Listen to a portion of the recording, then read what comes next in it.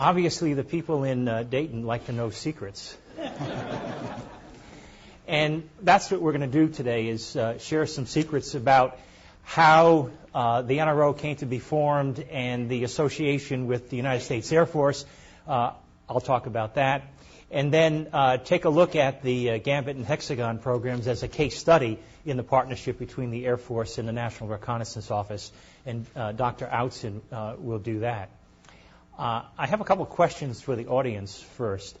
How many of you have worked in the Gambit and Hexagon programs? Anybody here? Great, great. And I would say to all of you, congratulations on a marvelous set of programs that you were a part of and that made a very critical contribution to national security. And as I think everybody in the room knows, the work of your fellow audience members contributed to making the Cold War stay cold and for us winning the Cold War. So really congratulations for the contributions that those of you have made. Let me ask the rest of you, before tonight, how many of you were very familiar with the National Reconnaissance Office or the NRO?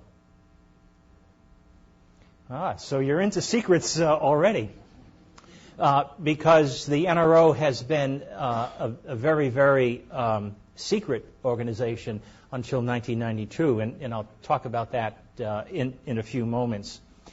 But as Doug said, this is really a very historic time since January, when this exhibit opened up with the Gambit and Hexagon artifacts. What you have here, when this was opened on the 21st of January, actually is the largest collection, the largest assemblage of National Reconnaissance artifacts ever put together, declassified, and made public.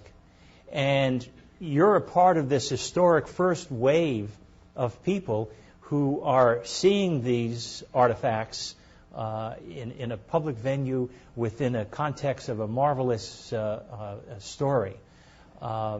And several of you picked up copies of the compendium that Dr. Outzen put together.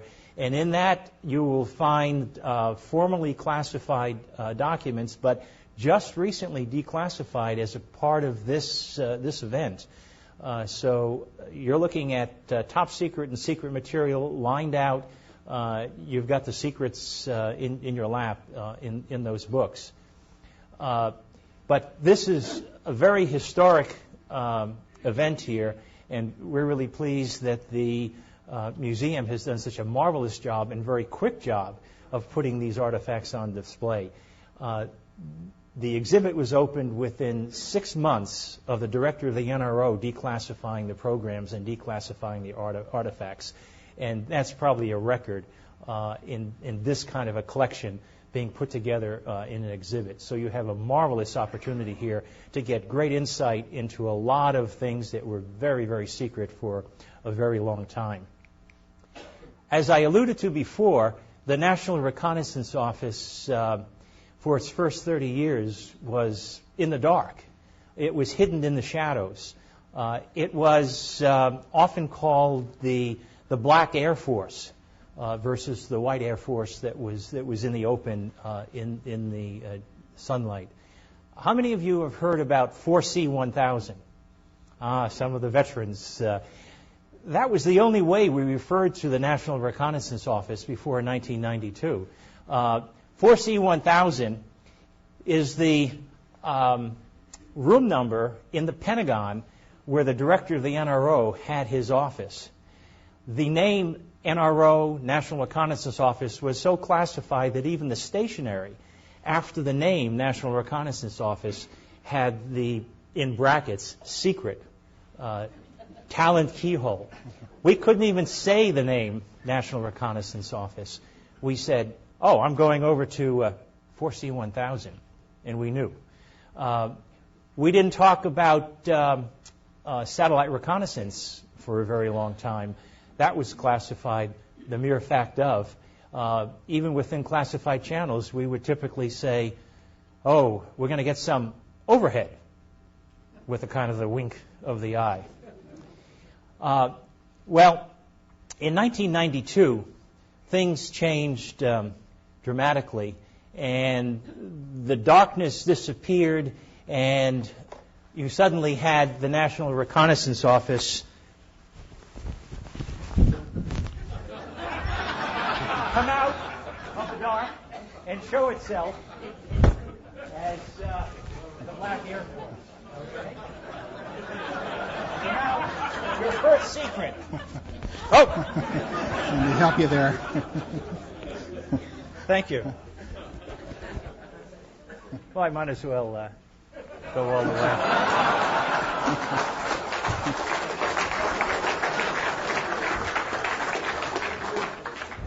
Notice the trouble with the intelligence community, when you try to become unclassified, there's always something dragging around, pulling you down. Always strings attached. Absolutely. Always strings attached. Well, talking about strings attached, the CIA and the Air Force were very closely entwined together. Somebody got it. Actually, the first director of the National Reconnaissance Office were co-directors, one from the CIA and one from the United States Air Force, not one director. Richard Bissell and Undersecretary Charick were the first co-directors. The Air Force served for a long time as kind of also a cover for the NRO, because it was buried in 4C-1000 in the Secretary of the Air Force or the Undersecretary of the Air Force's office. But the relationship between the Air Force and the CIA organizationally extended in several dimensions. The first and foremost, of course, was in launch. The NRO satellites, the Air Force is the organization that launched those satellites, starting from the early Corona, and this is actually the last of the launches that the NRO did during its 50th anniversary year. So for the entire life of the NRO, Air Force has been a very critical partner in getting the satellites where they belonged. Another area that the Air Force organizationally has partnered with the NRO has been in the recovery of the film return systems. And Dr. Outzen will talk a little later about how capsules of film were ejected from orbit and recovered by airplanes run by the Air Force, and then the film shipped back to Rochester, to Eastman Kodak, who did the initial processing. Eastman Kodak made duplicate negatives and duplicate positives. It shipped out the duplicate positives to the various intelligence organizations that had to look at the imagery immediately, and generally that would be places like CIA's National Photographic Interpretation Center. And then the rest of the film would go to another Air Force component at Westover Air Force Base. And that organization, which was the Air Force Special Processing Facility, made additional, from the duplicate negative, made additional duplicate positives and shipped them out to the rest of the intelligence community and military community to do additional, what was called second phase and third phase exploitation. In other words, the scientific and technical intelligence community would get their film from Westover Air Force Base.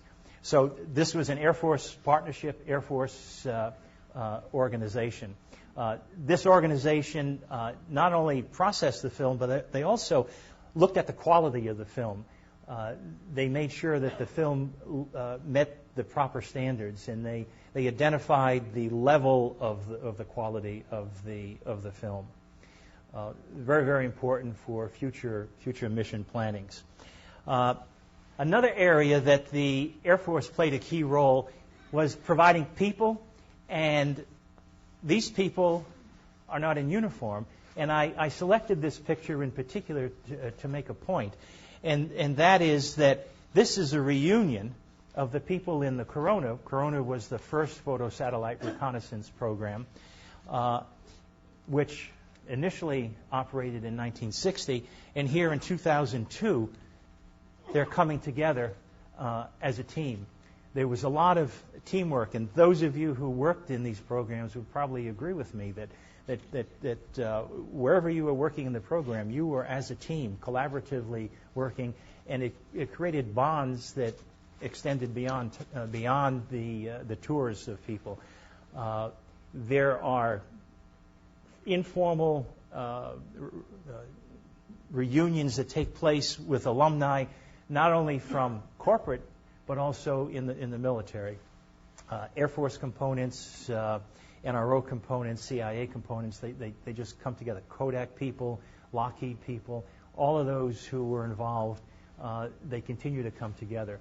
A very important theme in the way things happened in the early days of national reconnaissance. All right, how did the NRO come to be formed? Well, it actually started as a result of two major successes that the Air Force and the CIA had. There was this designer, Kelly Johnson, who was working at Lockheed, and many of you have heard the name Kelly Johnson. He sent a proposal to the Pentagon, and it went to Undersecretary Charick. He looked at it and had a colleague over in the CIA, Richard Bissell, and sent it over there, and they were pretty interested in it. It somehow got over to the White House advisors. It got the attention of President Eisenhower, and the next thing you know, Eisenhower had approved a program that ended up in the U-2. And a lot of success in that. It was a partnership between the CIA and the Air Force. That worked so well when the idea for moving forward with a satellite reconnaissance program, and there had been a series of studies in the 40s and in the early 50s, but it became urgent that these airplanes, whether they were high altitude or whether they were the RB-47s, were really at risk, and it was necessary to look for satellite reconnaissance. And the White House said, look, such a great success with the U-2, let's put the Air Force and the CIA together again, which they did. And the rest of the story was the result of the Corona that operated from 1960 to 1972, which was instrumental in making the case that there really was no missile gap. Those of you who either remember your history or remember your newspaper reports, in the early days of the Cold War, the Soviets had led many to believe that they had this tremendous missile capability that was going to threaten the United States. We had been through World War II. We knew what the atomic weapons were like. We knew their bombers had range, and certainly their missiles would have range into the United States. So missile gap. The Corona said no. The intelligence said there was not a missile gap. Debunked that. So great success with two programs. Importance of satellite reconnaissance becoming more apparent.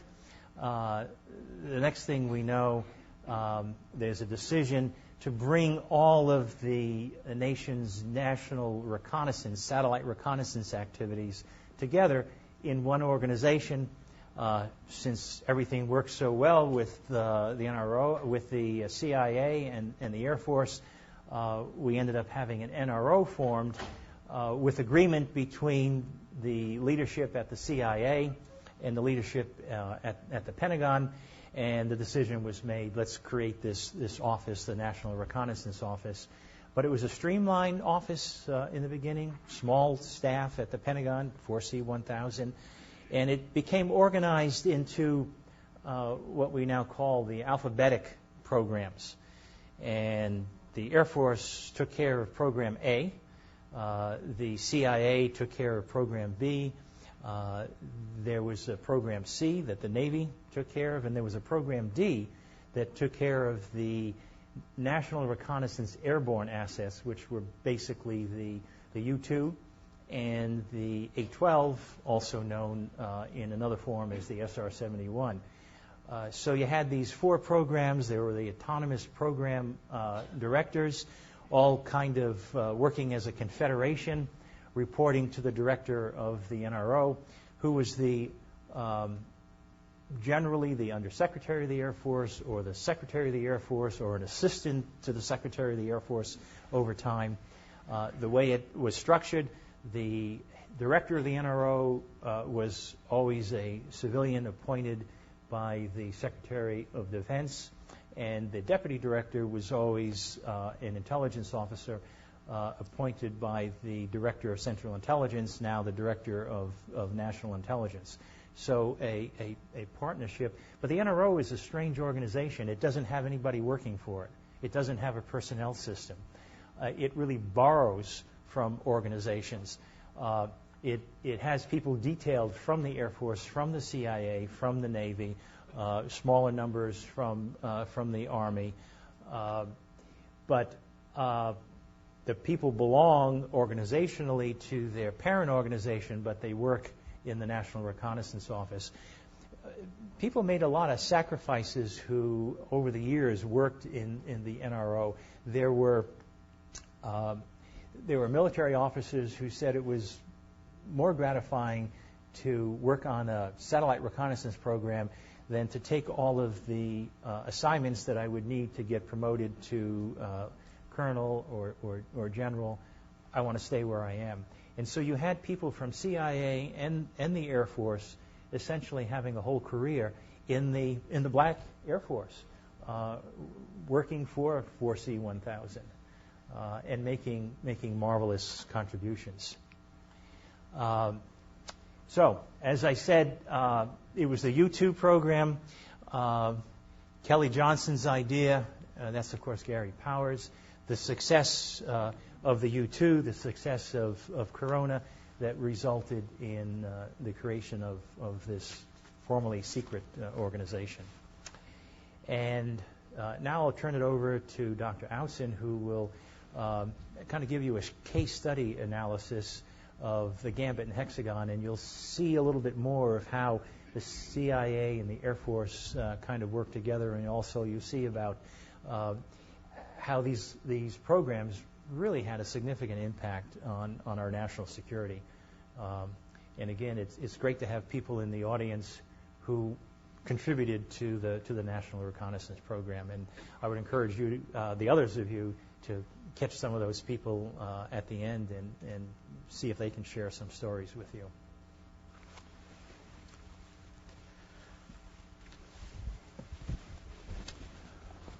Well, I'm not taking anything off. Let me just start by saying that, which is probably a good thing for us all. But Dr. McDonald and I were delighted when we received the invitation to come out here and talk a little bit about things that really haven't been discussed in the public previously. Important things, national reconnaissance systems. And I think it's been a privilege that we've enjoyed over the last 2.5 years in working on the declassification of these systems.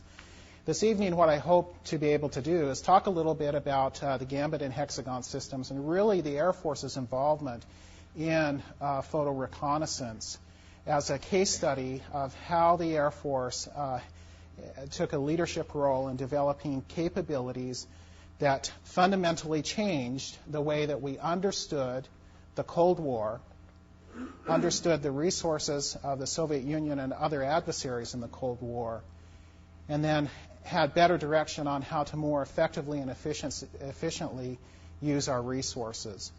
And I want to talk about three challenges. One larger challenge, which was to develop very complicated systems, put them in the harsh environment of space to take pictures from tens of thousands of feet above us. That's challenge one. How do you just make the systems work? Challenge two is how do you launch large objects into space reliably on a consistent basis? And then challenge three would be how do you get the images after you take them in space? So those are the three challenges I want to focus in terms of a case study of how the Air Force rose to the occasion of meeting these challenges. And then finally, I want to just share with you some imagery that hasn't been released in public previously for the most part to talk about the contributions of these particular systems.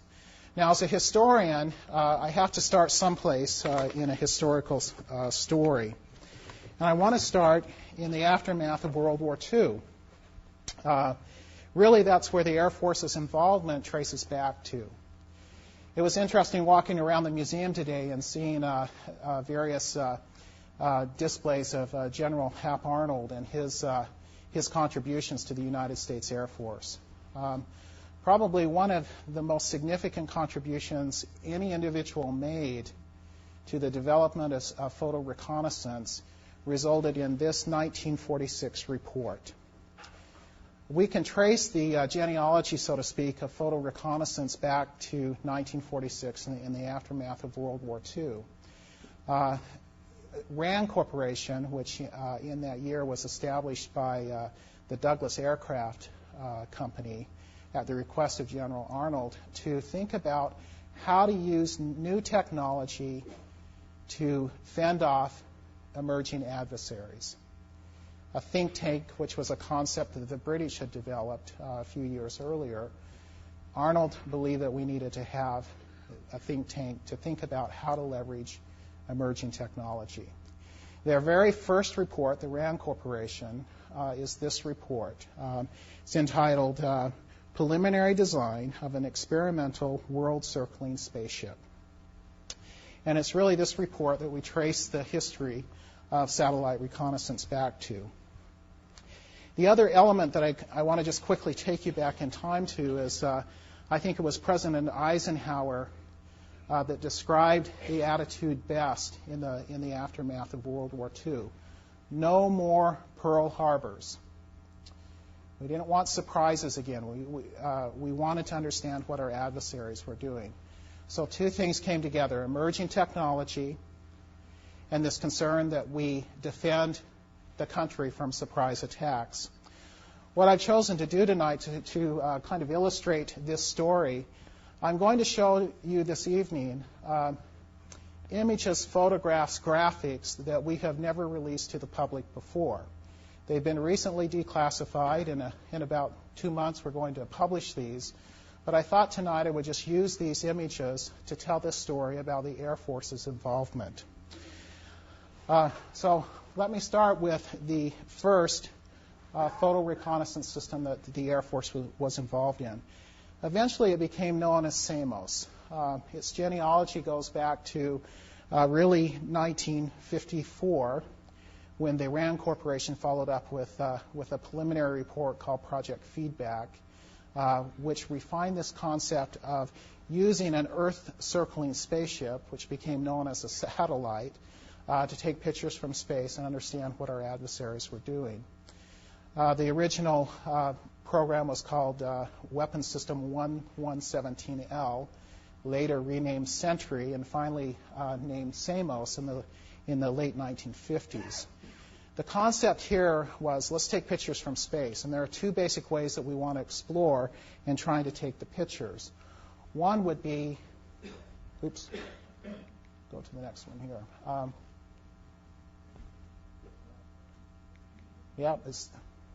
I'm sorry, I'm going backwards. There we go. One approach would be to actually take pictures on film in space and then do what the Air Force called at the time, read it out. There would be a system on space that would read the exposed film and then send a signal back with the image on it. So a film readout system was the first option. The second option was a film return system. This is the film readout system, the E2 camera system. The other option was a film return system where it's kind of like a big camera in space, take pictures, put it on film, and then somehow get the film back to the Earth, develop the film, and understand what the pictures were.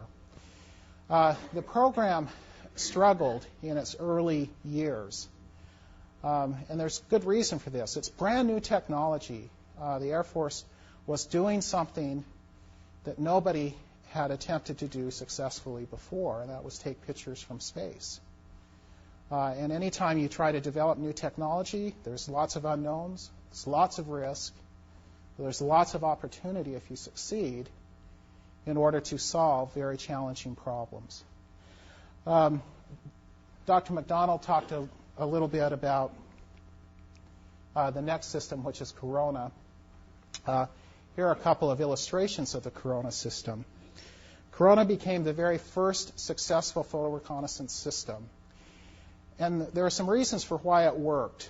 It was a very small team of very dedicated individuals who brought great strength to solving this problem of how to take pictures from space.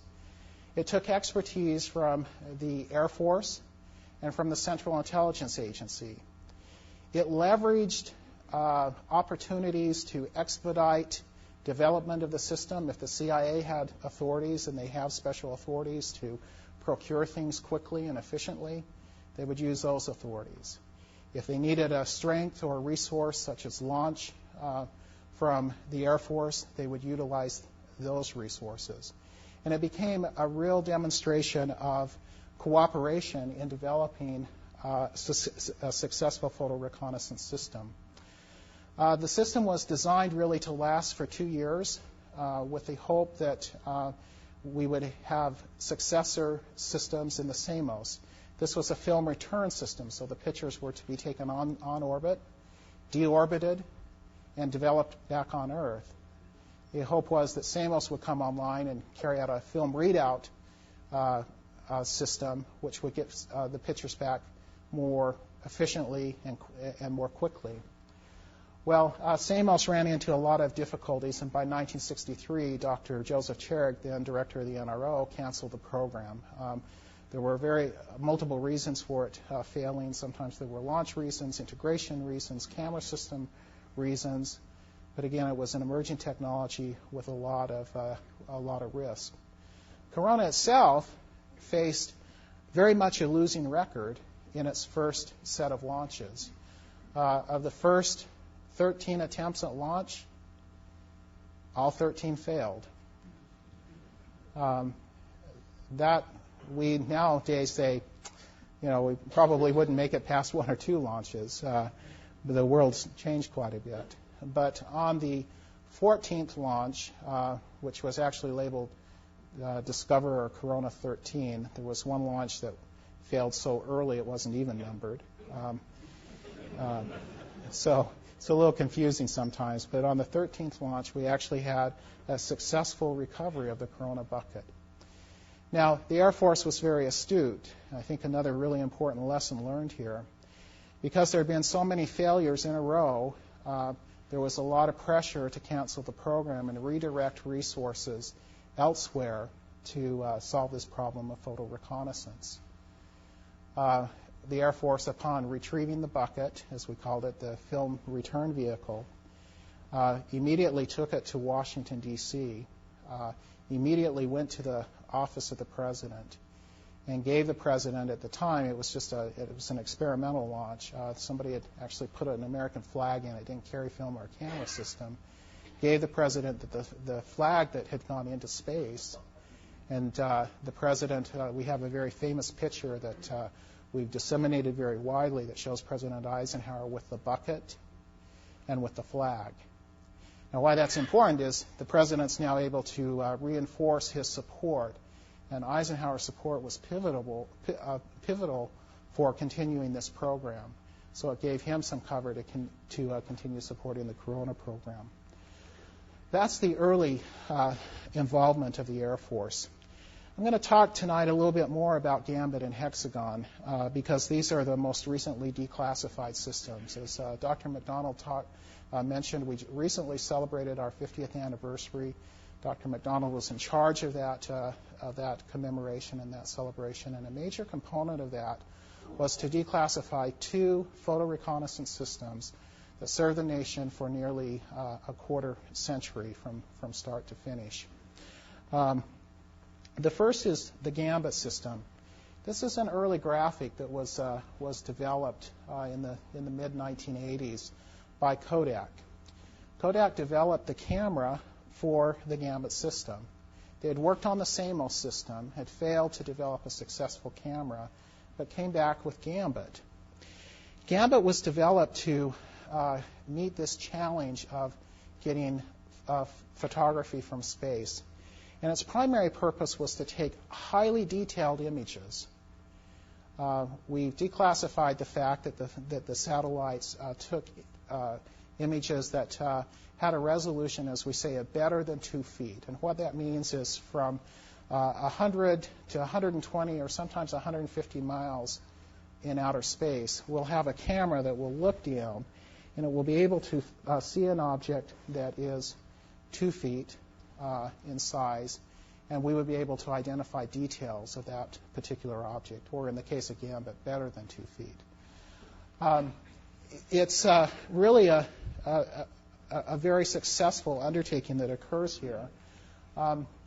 This is the very first generation Gambit. There were 2 primary generations. The first generation carried what was called the KH-7 camera system. There were some very important innovations that were included in this particular camera system. The first is when we look at the camera itself, the focal length of the lens. Think sometimes about maybe the old 35 millimeter cameras that you'd carry around, and you'd have like a telephoto lens that's yay long or whatever. So maybe 6 inches, 8 inches, something like this. This carried a 77-inch long lens. So, we're talking 2 meters basically, a very, very long lens with an aperture and an opening of about 20 inches. So it's a huge lens to put into space. And how to figure that out and point it back down was a major innovation with the KH-7. There was another challenge that was met. I have this little film looper up here. You'd think that isn't a very significant development, but one of the primary reasons that Samos and even Corona had its early failures is this problem of how do you put film into space. And space is a very cold, harsh, uninviting environment. How do you make film that is durable enough that it can feed through this system very, very quickly, go through the camera, go into this recovery vehicle, and withstand the stresses that are put on the film? Well, the film looper becomes a primary innovation here that helps the system work. We follow on here with a second generation of Gambit, which was called Gambit Cubed early on. It has some additional innovations that were included in it. One of the primary innovations back here, I don't have an illustration of it in this particular image, but it had a roll joint that allowed the entire front end of the camera system to go back and forth in order to take high-resolution imagery. You see an introduction in the KH-8, it was called Block 2, the second set of KH-8, of having 2 film return buckets. The purpose of having these buckets in place, it's better to have 2 than 1. You can carry twice as much film, twice as much time on orbit, and twice the capability to understand what our adversaries are doing. And several other innovations were included in the KH-8 system. Again, this is a recently declassified image. I put it up here. It's an interesting collage, but I wanted to just mention briefly what this represents to me. It looks busy and complicated, but when you think about it, it represents a successful partnership there were multiple corporations that came together in order to make these systems work. Kodak developed, as I said earlier, the camera system. GE contributed the orbital control mechanisms and the film recovery bucket for Gambit. We have Martin Corporation providing the boosters for part of the Gambit systems. Lockheed is the integrator, the companies that's putting all of this together. TRW is working on software development.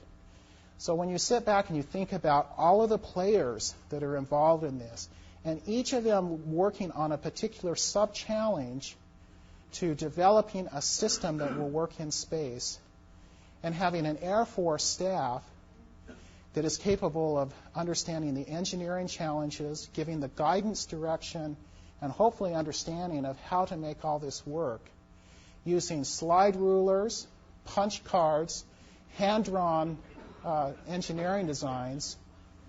And as you encounter a failure on orbit, hundreds of miles out, or over 100 miles out, these were real challenges and very difficult times.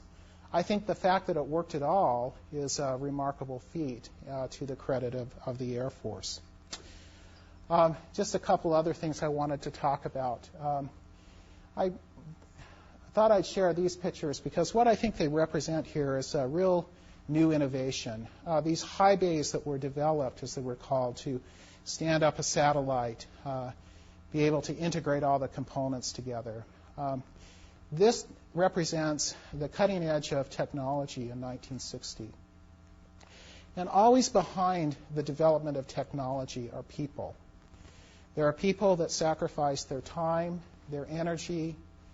Time with family was probably the most significant sacrifice that you see in order to have what I think this picture represents, which is a breakthrough in new material sciences, engineering designs, overcoming environmental issues in space in order to make reliable systems. The next picture here I wanted to share is just to talk about another issue here. You build a satellite in a facility.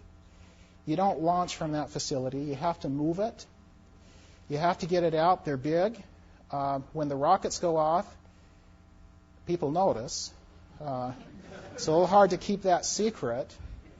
So how do you do that? How do you meet that challenge of putting into space one of our most important intelligence collection systems without people finding out? Well, this picture kind of represents that. We have up here a KH-8 where we're transporting it.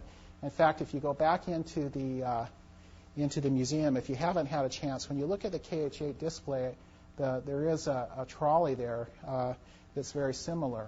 But we would cover them. We would fly them out, try to keep them disguised.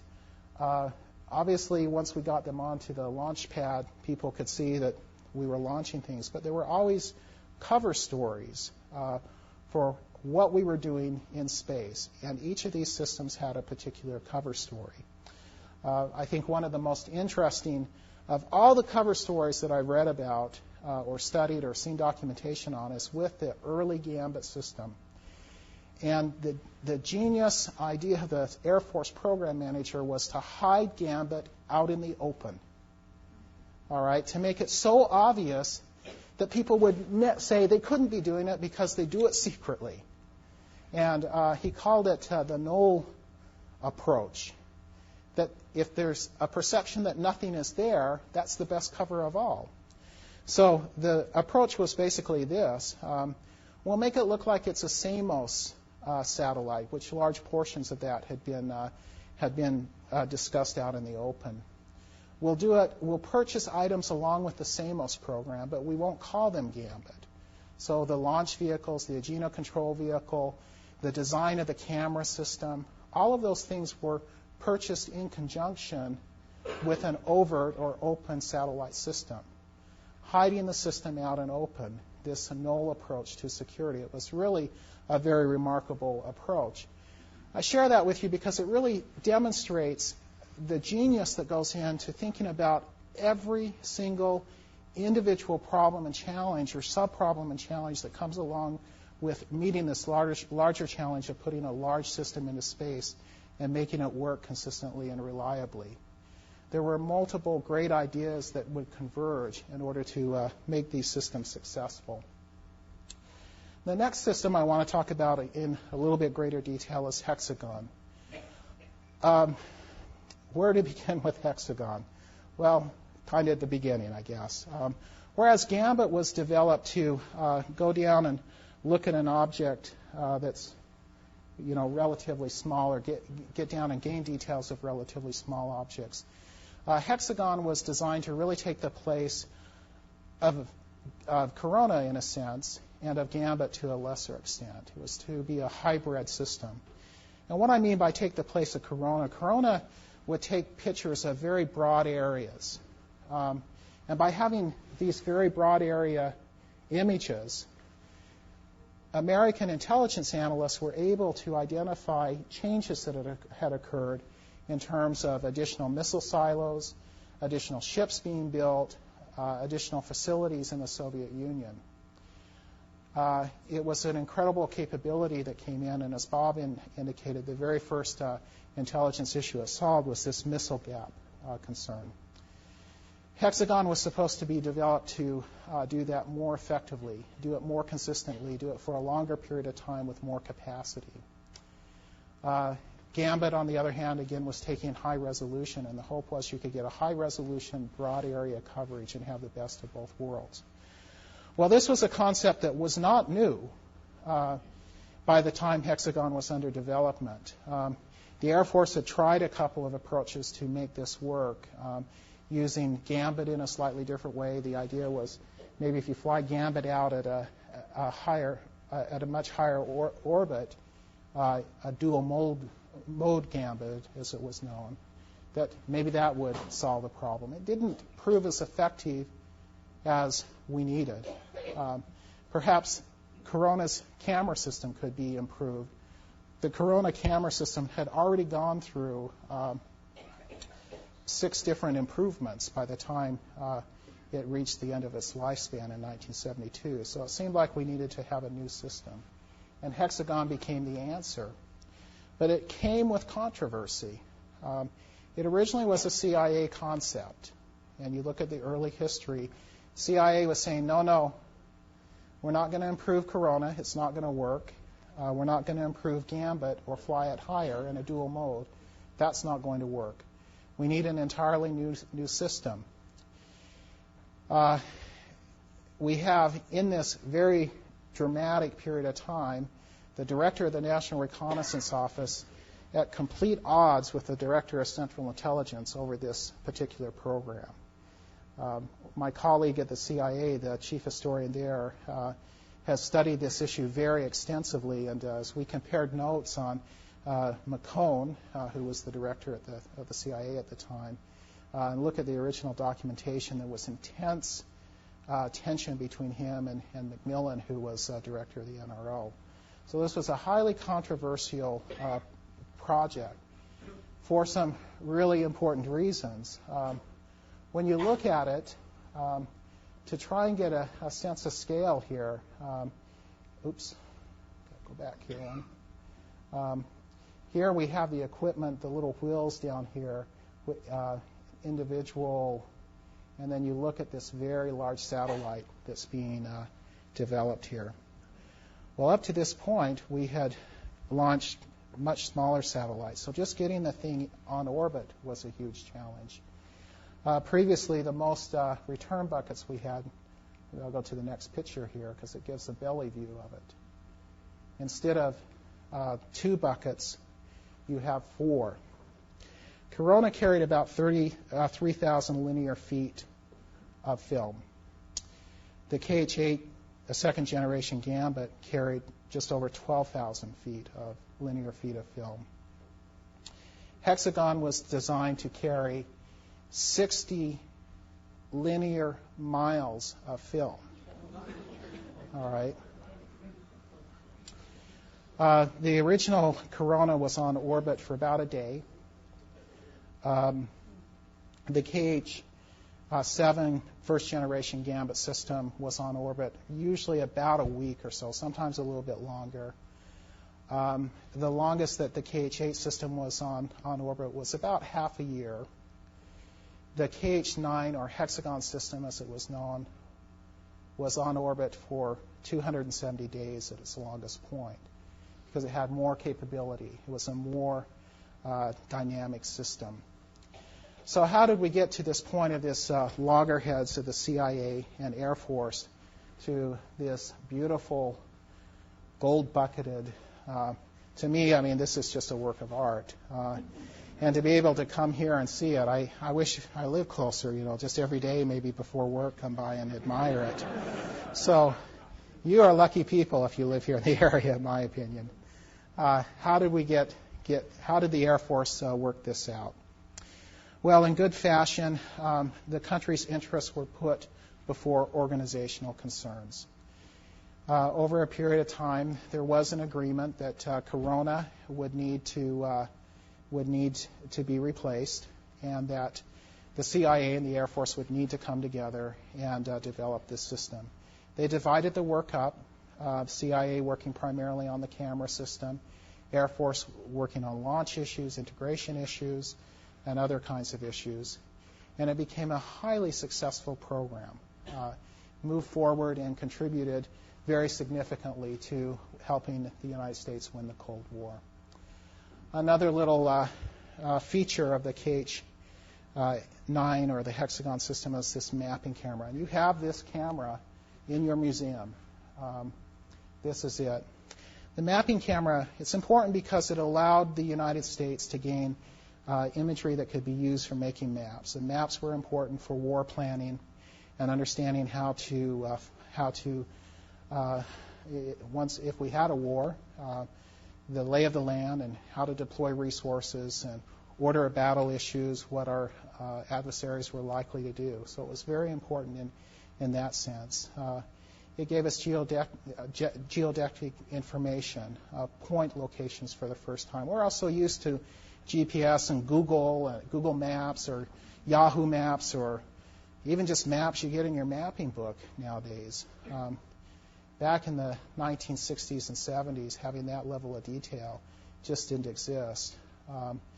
But probably as important as anything else, it was an innovation that could be incorporated and could piggyback on this highly successful system and demonstrate flexibility in solving a range of problems to more efficiently and effectively use the significant dollars that were being invested in these particular systems. I'm going to just kind of wrap up here, spend less time talking about launch, and then film recovery. I'll talk a little bit about that because I think they're interesting for a couple of just really important reasons. Let me, again, try and set the stage for the environment that existed when we were solving these problems. This is a new graphic it's an old graphic that we're releasing for the first time, and I love it because it tells a great story, a nice progression here of launch capability over time. How many of you remember the Sputnik launch? All right, a good portion of you. Could I just have one of you tell me what you remember about it? A volunteer. Okay, a first launch. Laying on a hillside on our farm, watching that little All right. I'll use a laser pointer here. Yeah, everybody's looking at it and they're thinking, what? The Soviets have made it to space for the first time. And did you see us as winning or losing at that point out there? There was a real concern that, we were losing the race to space, a very legitimate concern. And I think that was the public concern. Inside government, the concern was even more compelling, I think the historical record demonstrates. And that's if the Soviets were the first to get to space and they have nuclear weapons, they're probably going to be the first to get a nuclear weapon to the United States. This became really, I think, at least within government circles, the single most compelling reason for having these systems that we just talked about, starting with Samos, Corona, the Gambit systems, and Hexagon, was to understand what the Soviets were capable of doing. So you see this nice progression of launch that occurs. And then I think with that understanding, the vehicles themselves just serve as a great example of how the progression unfolds. Samos being launched on an Atlas-Agena combination. Corona on a Thor-Agena combination, which you actually have that combination here in the museum as well. I inadvertently didn't put in the Atlas-Agena for the KH-7. I just have KH-8 launches here on the Titan 3Bs. But again, these phenomenal developments in launch. And then finally, Hexagon on the Titan 3D system. Getting closer to what we now call heavy launch, where there are solid fuel boosters that are placed on the rocket, so that we're finally able to put large objects into space. It's a huge challenge. Those of you that remember Sputnik probably remember watching our launches explode on the launch pad, right? And waiting for one to finally be successful. It took until 1958 before that occurred, but there was that early concern that you see failure after failure after failure.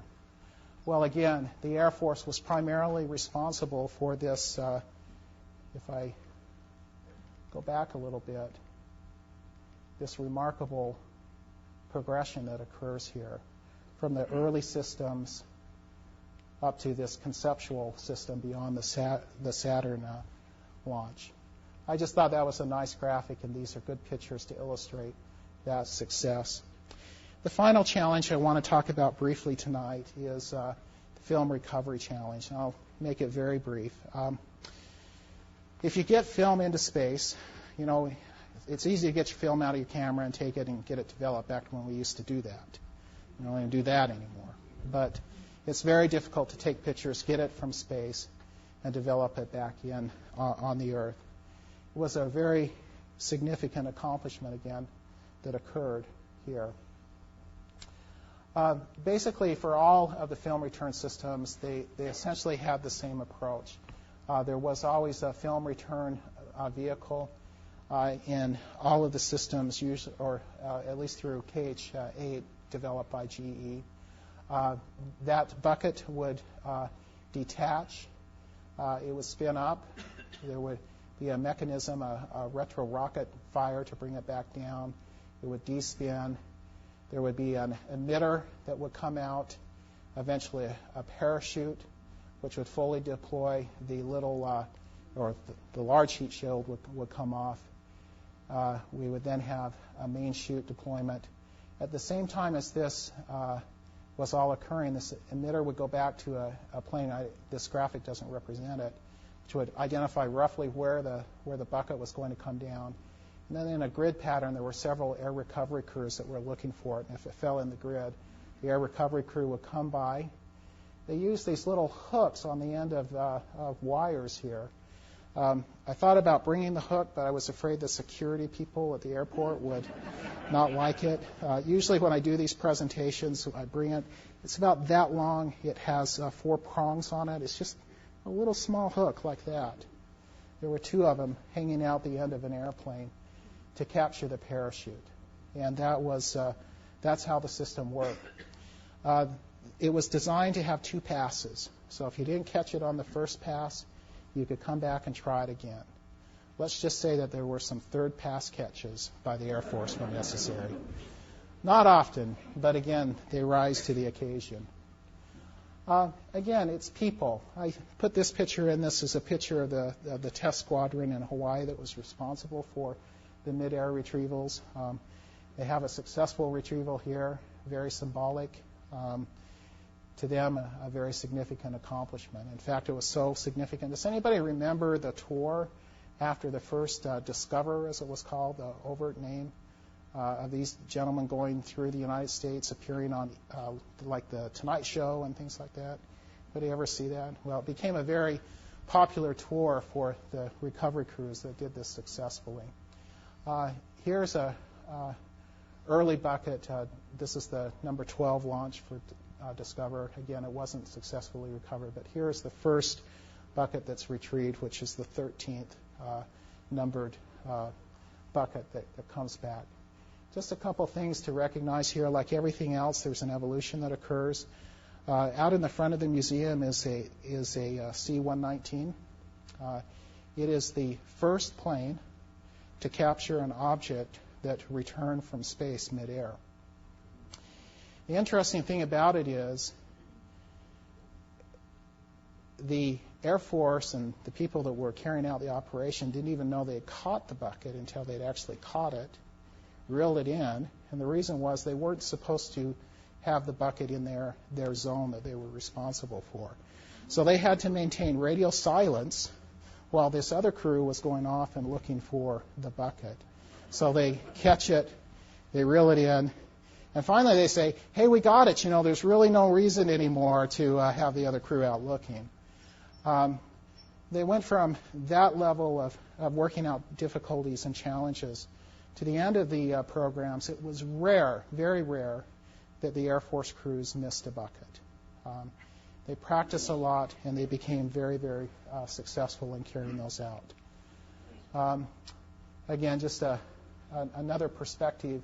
You can see the wires, and just very, very difficult. If you caught the parachute too low, it would pull the plane down, and that happened once. And the crew had to they had a strong cutter mechanism that would cut through the cable to pull it in. You don't want to be flying in a plane and having a large parachute out the back end of it. So there were challenges like that were overcome. But here are the individuals. I put this one up because you can see they're looking out the back of an airplane, holding onto a cable here that's going to catch that parachute there in the background. I think this symbolizes the risks that individuals took in order to make this system work, probably as best as any picture I've run across in doing my research.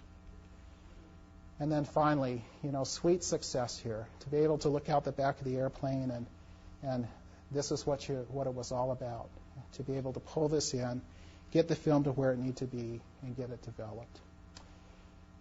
Just another shot, again with the trailing, another sign of success here. You can see they were able to collapse the parachute rather than capturing it too high or too low. And then finally, like everything else, bigger is always better. And this is a hexagon capture. You can see it's a bigger parachute and a larger film return bucket there. And an entirely new aircraft, a C-130, which you have two of, from what I understand, here in the museum. Finally, tonight, I want to talk about the contributions of the systems. This is a picture of a Soviet airfield taken by Corona, Dolan Airfield. Corona helped solve this problem, this question of what were the strategic nuclear capabilities when it came to ICBM development of the Soviet Union. It put that question to rest, and it was an important one because by having a clearer understanding of what Soviet capabilities looked like, that meant we could invest money in things like Gambit and Hexagon to get even better information to solve tough intelligence problems. We had a sense of what was occurring on the ground when it came to nuclear weapons and air capabilities.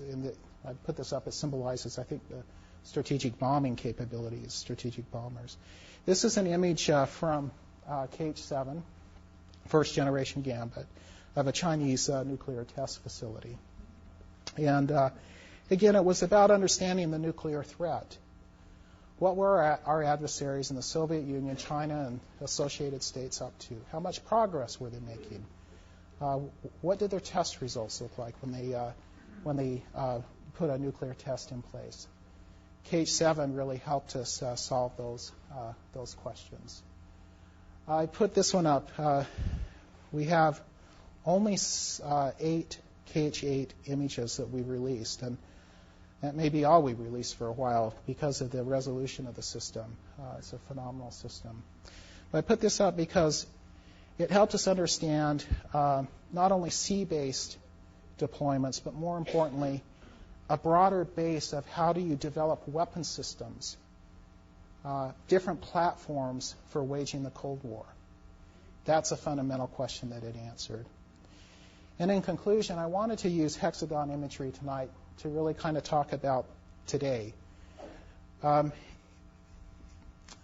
My point here is this. If it took us 12 years to develop these kind of capabilities, from the first successful Corona launch to the first successful hexagon launch, we've been using imagery now for over 50 years. We have phenomenal capabilities today. And they help us with not only military and intelligence kinds of issues, but I put this mapping camera image up because I think it helps you think about environmental issues, or perhaps humanitarian issues, or human rights issues. Those are the kinds of things, in addition to national security issues, that the systems help us with today. And then finally, probably for me a little bit of an emotional image here. This was taken years ago, the Twin Towers, but from the panoramic camera on the KH-9. But I think it symbolizes a devotion and a dedication over years, which have evolved into current capabilities that help us fight the battles of today. We use these systems for terrorism. We use these systems to deal with the multiple threats that are emerging from non-state actors and those that would do us harm. And it's because of people that served in the United States Air Force and in the Central Intelligence Agency, in General Electric Corporation and Kodak, Perkin-Elmer, who developed and ITEC developed the hexagon camera system, Lockheed Martin, when they combined. Sacrifices were made. Brain power was brought to bear. And I think the characteristics of human ingenuity, devotion, dedication, and loyalty are really represented by these systems. So my hope in talking to you tonight was, again, to use some recently declassified images to help you understand a little bit more about the systems, but more than anything else, how the Air Force, in partnership with other individuals, was able to rise and meet an important challenge in establishing a fundamental capability for winning the Cold War and establishing a fundamental foundation for meeting the intelligence and security challenges of today. So thank you for your attention.